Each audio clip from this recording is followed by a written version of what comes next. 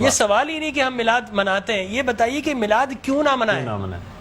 آپ کوئی ایویڈنس ہے ان قرآن کے اندر منع ہے؟ جواب آتا نہیں۔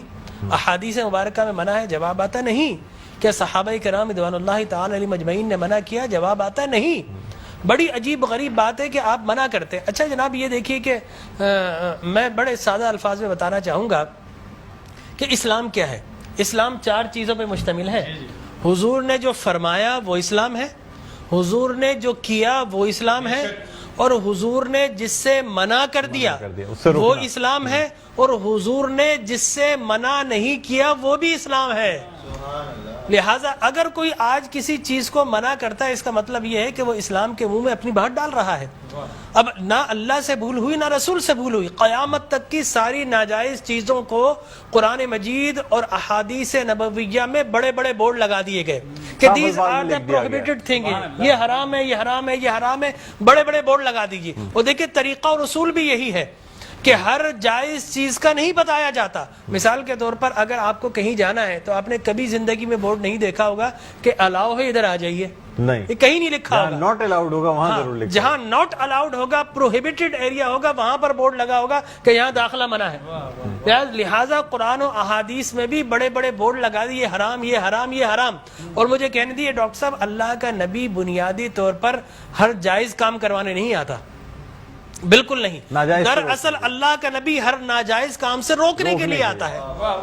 اگر جائز کام کی اگر جائز کام کروانے آتا اور جائز کی فہرست بنتی تو قرآن 30 پاروں پہ ہی 30,000 پارے بھی کم پڑ جاتے کہ یہ بھی جائز، یہ بھی جائز، یہ بھی جائز، یہ بھی فہرست، ایک پوری فہرست بن جاتی۔ کہاں تک ہم قرآن حفظ کرتے؟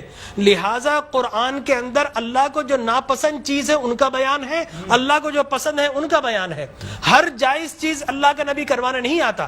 اب اگر بنگلہ دیش کے لوگ رہنے والے اگر پوری زندگی اگر چاول کھاتے ہیں اور مچھلی کھاتے ہیں، ان سے یہ نہیں پوچھا جائے گا باجرے کی روٹی کیوں نہیں کھائی، تم نے گندم کیوں نہیں کھایا، تم نے فلانے نہیں کھایا، نہیں پوچھا جائے گا۔ اگر اسی طرح پاکستان کے رہنے والے مچھلی روزانہ نہ کھائیں تو ان سے نہیں پوچھا جائے گا کہ یہ بھی تو اللہ کی غذا تھی، جائز تھی، تم نے یہ کیوں نہیں کھایا۔ نہیں، ہر جائز چیز اللہ کو مطلوب نہیں ہے۔ اللہ کو مطلوب یہ ہے کہ ہر ناجائز کام سے روکا جائے۔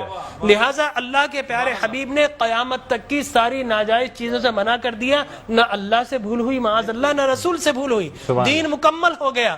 اب اگر کوئی یہ کہتا ہے کہ یہ ناجائز، یہ بدعت، اس کا مطلب یہ ہے کہ کیا تجھ پر وحی نازل ہو گئی؟ باب نبوت تو بند ہو چکا ہے، اب تو کس بنیاد پر کر رہا ہے؟ دیکھیے اب کس بنیاد پر تم منع کر رہے ہو۔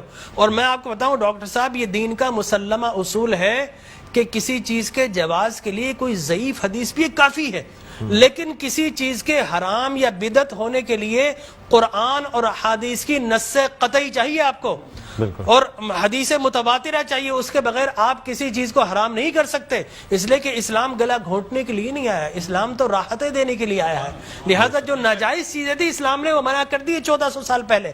اب اگر کوئی کہتا ہے کہ جناب آپ میلاد کیوں مناتے ہیں، تو میں کہتا ہوں یہ سوال ہی نہیں، بڑے احمق لوگ ہیں جو جائز کی دلیل مانگ رہے ہیں۔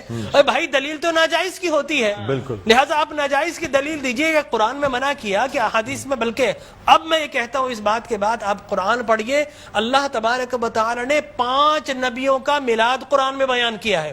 حضرت آدم علیہ الصلوۃ والتسلیم کے میلاد نامے قرآن کے 5 رکوع پر متفرق، پہلا واقعہ ہی میلاد نامہ آدم ہے، فرشتوں کو جمع کیا، میں آدم کو پیدا کرنے والا ہوں، کیا کریں؟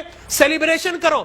آدم کی ولادت کا موقع، نفخت فیہ من روحی فقعوا لہ ساجدین، جیسے ہی میں یہ آنکھ کھول دے، یہ پیدائش ہو جائے، ولادت ہو جائے، تو تمہیں کیا کرنا ہے؟ اس کو سجدہ کرنا ہے۔ اللہ تبارک و تعالیٰ فرماتا ہے کل مجمعون الا ابلیس، سارے فرشتوں نے سیلیبریٹ کیا، آدم کو سجدہ کیا سوائے ابلیس کے۔ تو معلوم یہ ہوا کہ جس نے میلاد منایا اللہ نے اسے نورانی قرار دے دیا، اور جس نے انکار کیا اللہ نے اسے شیطانی قرار دے دیا۔ سبحان اللہ سبحان اللہ۔ لہٰذا اسی طرح میں 2 منٹ بس، اسی طریقے سے سورہ قصص میں حضرت موسیٰ علیہ الصلوۃ والتسلیم کی میلاد نامہ اللہ نے 28 ابتدائی آیات میں بیان کیا.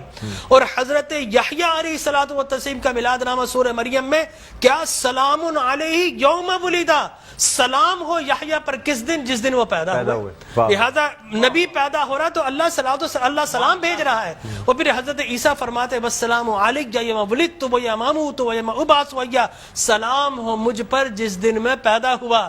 سرکار نے فرمایا. اور پھر اللہ تبارک و تعالی نے ووالدین وما ولد کہہ کر حضور کے میلاد کو بیان کیا. اور حضرت مریم کی میلاد کو اللہ نے سورہ آل عمران میں بیان کیا. پھر سرکار نے فرمایا کہ میرے غلام الجمعۃ عید للمسلمین. لوگ کہتے ہیں 2 عیدیں، تیسری عید مل گئی. حضرت عمر بن خطاب سے پوچھا کہ یہ الیوم اکملت لکم دینکم، یہ آیت ہمارے نبی پر نازل ہوتی تو ہم 2 عیدیں مناتے، ہم تو بطور عید مناتے. حضرت عمر نے حضرت ابن عباس دونوں سے احادیث فرمایا میاں تم ایک عید کی بات کر تو ہماری تو 2 3 عیدیں تھی اس دن. وہ یوم عرفہ تھا مسلمانوں کی عید کے دن، وہ جمعۃ المبارک تھا مسلمانوں کی عید کے دن، وہ تکمیل دین کا دن تھا، وہ مسلمانوں کی عید کا دن ہے. لہٰذا یہاں پر تو پہلی، دوسری، تیسری، چوتھی، 5ویں نہ جانے کتنی عیدیں. اور صحیح مسلم کی حدیث مبارک رسول اللہ نے 5 عیدیں بیان فرما دی. ایام تشریق، یوم نحر، اس کو سرکار نے عید قرار دیا. لہٰذا معلوم یہ ہوا کہ سرکار دو عالم. اور پھر میں عرض کر رہا تھا کہ آدم پیدا ہوئے، فرمایا الجمعۃ عید للمسلمین، جمعہ مسلمانوں کی عید کا دن. فرمایا رسول اللہ کیوں؟ فرمایا فیہ خلق آدم، اس لیے کہ اس دن تمہارے باپ آدم پیدا ہوئے. معلوم ہو آدم پیدا ہو تو عید کا دن، اور جس دن فخر بنی آدم پیدا ہو ہزاروں عیدوں کا عید. یہ عید بھی ہے اور یقینی طور پر جشن بھی ہے. دیکھیے حضرت عیسیٰ ابن مریم علیہ الصلوۃ والتسلیم پیدا ہوتے نا، اللہ تبارک و تعالی حضرت مریم کے پاس پینے کے لیے کچھ نہیں تھا. اللہ فرماتا وَهُزِّ إِلَيْكِ بِجِذْعِ النَّخْلَةِ تُسَاقِطْ عَلَيْكِ رُطَبًا جَنِيًّا، اے مریم گھبرا مت، اللہ کے میرا نبی آنے والا، اس کی ولادت ہونے والی ہے. یہ سوکھا ہوا درخت ہے، اس کو ہاتھ تو لگا. حضرت مریم جیسے ہی ہاتھ لگاتی ہے اللہ تبارک و تعالی میلاد عیسیٰ کی خوشی میں اس کو ہرا بھرا کر دیتا ہے اور پانی جاری و ساری کر دیتا ہے. تو اللہ تبرک بھی دیتا ہے، اللہ تبارک و تعالی اسے سیلیبریٹ بھی کرتا ہے. تو یقینی طور پر میلاد النبی صلی اللہ علیہ وسلم کے اگر جواز کی آپ بات کریں گے صبح ہو جائے گی. میں قرآن سے بھی بیان کرتا رہوں گا، میں احادیث نبویہ سے بھی بیان کرتا رہوں، لیکن ناجائز کی ایک دلیل اگر کوئی ہمیں دینا چاہے تو ہم موجود ہیں میٹرو ٹی وی پر، کوئی ایک دلیل ہمیں دے دے. لوگ کہتے ہیں بدعت یہ بدعت. او بھائی بدعت، ہر نیا کام بدعت نہیں ہوتا، ہر نیا عقیدہ بدعت ہوتا ہے. لہذا وہ سمجھے نہیں، ہر نیا کام بدعت نہیں ہے. میں آپ کو ثابت کر دوں ہر نیا عقیدہ بدعت ہے. لیکن آپ شیطان نے جب جو جس چیز پہ انسان کا ہے وہ قائم ہے، ہر نیا کام، اگر ہر نیا کام بدعت ہوتا، خوشی منانا، عید منانا، اس میں تو کوئی ایسی بات انوویشن ہے اسلام کے اندر. آپ یہ دیکھیں نا حضور اکرم صلی اللہ علیہ وسلم کی وفات شریف کے بعد قرآن مجید جمع کیا بدعت، پھر اس کے بعد تراویح بدعت. وہ بخاری کے ہذہ نعمت البدع. حضرت عمر بن خطاب کے الفاظ ہے کتنی پیاری بدعت ہے کہ میں نے تراویح شروع فرما دی. تو مقصد وہ کہ بدعت اچھی بھی ہوتی ہے. صحابہ کرام بدعت حسنہ بھی ہے، بدعت مذمومہ بھی ہے. اور مذمومہ بدعت کیا؟ اچھی چیز کو مٹا دینا. اور بدعت حسنہ کیا ہے؟ کسی اچھی کام کا جاری کرنا. فرمایا من سن سنتا حسنتا فلہ اجرھا واجر من عمل بها الى یوم القیامہ. جو کسی اچھی سنت، اچھے کام کو جاری کرتا ہے، اس کے بعد قیامت تک اگر لوگ اس کام کو جاری رکھیں تو اس بگنر کو اللہ تبارک و تعالی اجر و ثواب عطا فرماتا ہے. ہماری ٹرانسمیشن کا